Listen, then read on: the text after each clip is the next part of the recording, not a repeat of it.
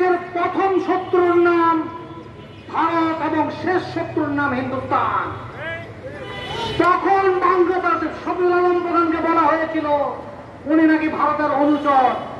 আজকে ৪৫ বছর পরে বাংলাদেশে রাজনীতি করতে হলে ভারতের বিরুদ্ধে কথা না বলে বাংলার মাটিতে কারো রাজনীতি প্রতিষ্ঠা করা যাচ্ছে না। এটা হচ্ছে চরম বাস্তবতা।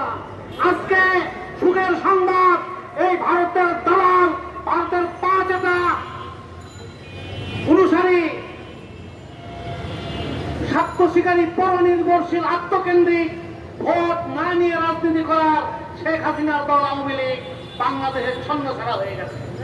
বাংলাদেশের মানুষ সেদিন জাগপা তাদের সর্বশেষ লড়াই দিয়ে শেখ হাসিনাকে উৎখাত করার চেষ্টা করেছে। আল্লাহর রহম, আল্লাহর রহমত, শেখ হাসিনা এবং আওয়ামী লীগ বাংলার মাটি থেকে উৎখাত হয়ে গেছে। এরা আর কখনো বাংলার মাটিতে আসবে না।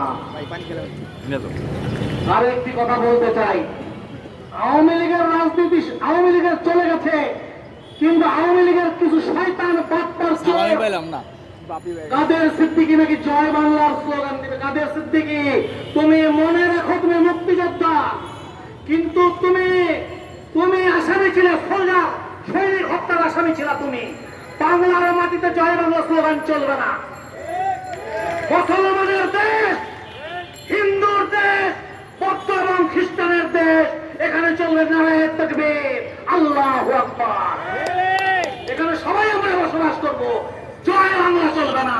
জয় বাংলাকে আমরা বিদায় করে দিয়েছি, ওটাকে লাথি মেরে দিল্লিতে পাঠিয়ে দিয়েছি। আর মোদি বহুত বাটপারি করছো, বেটা বহুত বাটপারি করছো বাংলার মানুষের সাথে। এখন তোমার গতি সামলাও, তোমার নিজের গতি ঠিক নাই, বাংলাদেশের টাকাবার তোমার দরকার নাই।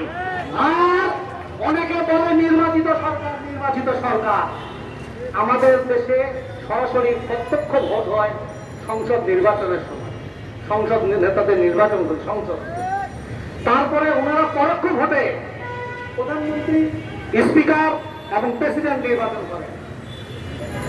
এই সরকার তো সবচেয়ে বেশি ভোট পাওয়া সরকার। এই তত্ত্বাবধায়ক সরকার আমাদের ভোটে নির্বাচিত সরকার, সকল দলের নির্বাচিত সরকার এই সরকার। অতএব এই সরকার যতক্ষণ চাঁদাবাজ, লুটেরা, বদমাইশ, স্বার্থ শিকারীরা এবং বই দখলকারীরা বাংলার মাটি থেকে না যাবে, ততদিন বাংলার মাটিতে কোনো নির্বাচন হবে না। আমার মনে পড়ে এই যে রমজান গেল, তার আগের রমজান 2024 সালের রমজান মাসে, রমজানের 1 তারিখে আমরা কাঁচা মরিচের কেজি খেয়েছি 700 টাকা, 120 টাকা খেয়েছি পেঁয়াজের কেজি। এখন মনে হয় আমরা কতটা সুখে আমরা আছি, সুখে আছি। ফ্রিতে কথা বলা যায়, ফ্রি মুভমেন্ট করা যায়। আমার নেতা শফিউল আলম প্রধান, আমাদের নেতা রেহানা প্রধান সারা জীবন শুধু এই সংগ্রামটুকুই করে গেছেন। আজকে আমরা এত সুন্দরভাবে সাজানো গুছানো, ওনারা 45 বছর শুধু কষ্টই করে গেছে, কষ্ট দিয়ে গেছে, কষ্ট করেছে। তারা ক্ষমতার মসনদ তারা গ্রহণ করতে পারে নাই। যাদের মধ্যে ভারত প্রীতি আছে, হিন্দুস্তান প্রীতি আছে, জয় বাংলার প্রীতি আছে, তাদের দায় দায়িত্ব জাতপা নিতে পারে না। জাতপা তাদের দায় দায়িত্ব নিয়ে না, তাদের দায় দায়িত্ব নেওয়ার মালিক যারা, তার সাথে আপনারা দালাবাড়ি করেন, আমরা আপনাদের বিল্ডিং এর তার ছেড়ে দেবো। জাতপা কারো প্রীতি, প্রেম, হিন্দুস্তানের প্রেম মানে না, বিশ্বাস করে না। আর যারা সেপ্টেম্বর অক্টোবরে ভোট চেয়েছেন 26 সালের, আমরা বলি আপনি জুন মাসে দেন, 27 সালের জুন মাসেই দেন, 27-এর জুনেই দিয়ে দেন, 26-এর জুনেই দিয়ে দেন, অসুবিধা নাই।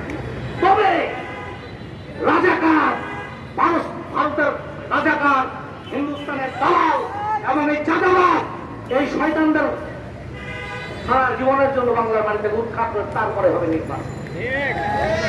বহু নির্বাচন দেখেছি, শুধুমাত্র জিয়া রহমান, শহীদ প্রেসিডেন্ট জিয়াউর রহমান ছাড়া ভারতের সাথে চোখে চোখ রেখে কেউ কথা বলতে পারে নাই। উনি ইন্দিরা গান্ধীকে বলছে পানি দিবা না, বলছেন না। মরাজিব হেগে বলছে পানি দিবা না, বলেন না। ঠিক আছে, পানি কিভাবে পেতে হয় বাংলাদেশ জানে, এবং শহীদ প্রেসিডেন্ট জিয়াউর রহমান পানি নিয়ে এসে চাচ্ছিলেন। যাই হোক, কথা বলতে চাই না। জাতপা শুধুমাত্র গণতন্ত্রে বিশ্বাস করে, টাকা পয়সা বহুত কিছু করতে পারতেন। করেন নাই, করবেও না। এই দল আমাদের এইভাবেই চলে। যাই হোক, অনেক কথা